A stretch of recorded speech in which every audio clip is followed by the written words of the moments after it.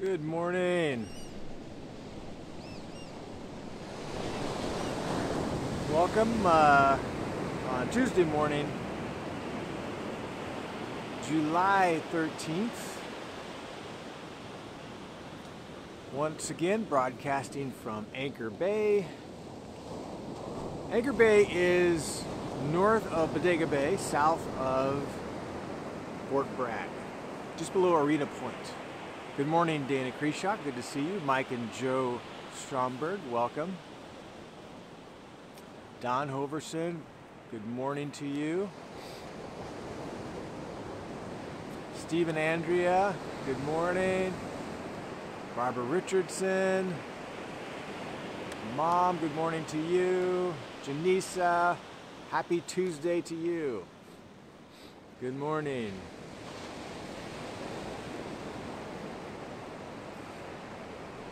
So this morning we are in Psalm 103. There's my brother Michael and Kim. Good morning to you both. If you're both watching, Carmen, Lego, good morning. Debbie King. Welcome everyone. Psalm 103. This morning,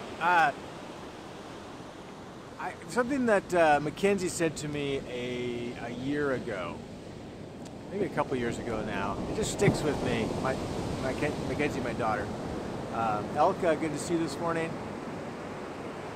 How, I don't know if it's my natural tendency, but it's a conditioned tendency. It's something I do regularly. And that is, I tend to see the difficulties of my life and pick apart my shortcomings, always with the desire of improvement. So I've always told myself it's a positive thing. It's a healthy thing that I do this. But I've learned that I have a harsh inner critic. So I'm a bit of a perfectionist, and those things can, although they are beneficial in so many ways, they're also unhealthy at some levels. And so it's been helpful in the last few years for me to identify where my perfectionism is unhealthy and my inner critic is fairly harsh, and I need to challenge and quiet that inner critic at times. And so in a conversation with Mackenzie, she asked me, Dad, what do you celebrate? What are the things you celebrate? As our conversation went on, she said, maybe you need to celebrate more.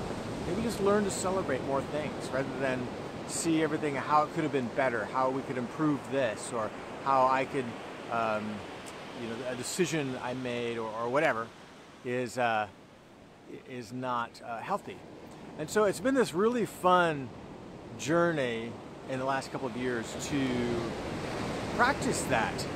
And it really has made a difference. I haven't stopped being ambitious, I guess. I'm trying to think of another word. I've always still seeking to improve. It didn't curb my desire to learn and grow and those things. But what it did do was helps me enjoy life a whole lot better. So so we even actually shifted our staff meetings on Tuesday mornings a bit to, rather than, hey, what happened on Sunday that we need to address that went wrong? I mean, that was kind of out of the gate how we would begin to evaluate Sunday morning. And now we still evaluate, but we spend a lot of time as well on what are the things we should be celebrating about Sunday? What are the things that went great? How did God work on Sunday?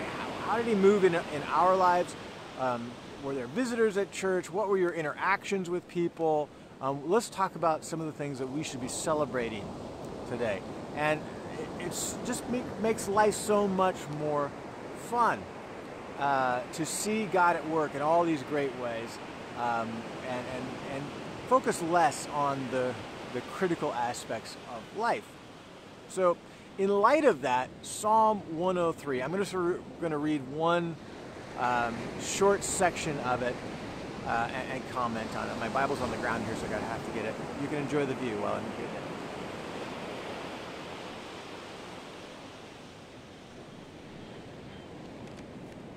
So Psalm 103, I'm going to read beginning in verse 8. And if you caught the title of this morning's devotion, it was Celebrating Mercy. And I love this aspect of God and Psalm. The psalmist dedicates several verses of this psalm to the mercy of God. And so I'm just going to read those. The Lord is merciful and gracious. This is beginning with verse 8 of Psalm 103. The Lord is merciful and gracious, slow to anger, abounding in steadfast love. That's one of my favorite phrases that describes God's character toward us, that he abounds in steadfast love, that covenant-keeping love that continues toward us based upon his own faithfulness, not just our performance. I love his steadfast love. He will not always chide. So there are going to be times where God disciplines us, right? Nor will he keep his anger forever. So it's passing, it's not permanent. It will subside. God remembers his own mercy, right? This is the point of this part of the song.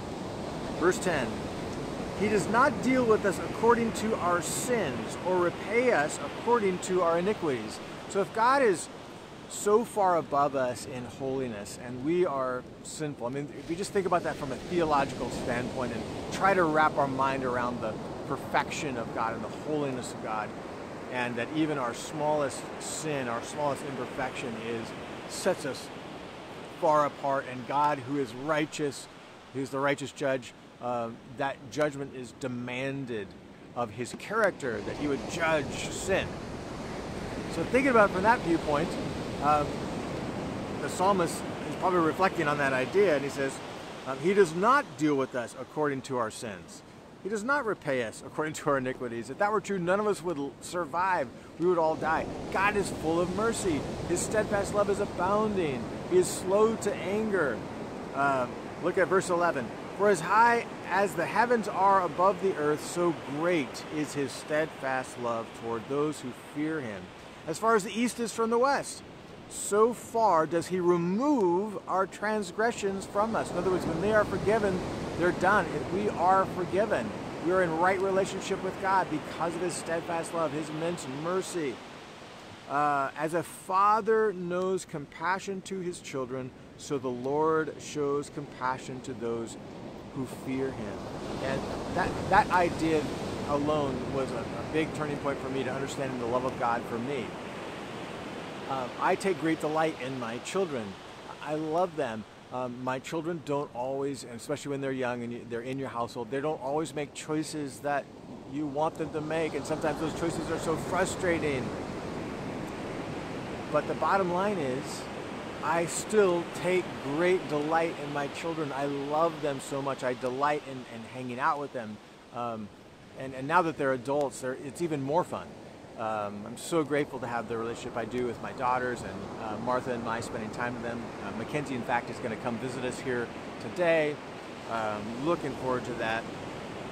And that's how God feels about us. You know, even though we are sinful, even though we fall short, God still delights in us. He loves spending time with us. He is quick to mercy. His steadfast love endures forever. I'll keep reading. For he knows our frame, and he remembers that we are dust. He remembers, you know, he keeps in mind we're just human. He knows this. It's not a surprise to him. And therefore he has compassion and mercy. He takes great delight in us. How great is the mercy of God. His steadfast love endures forever.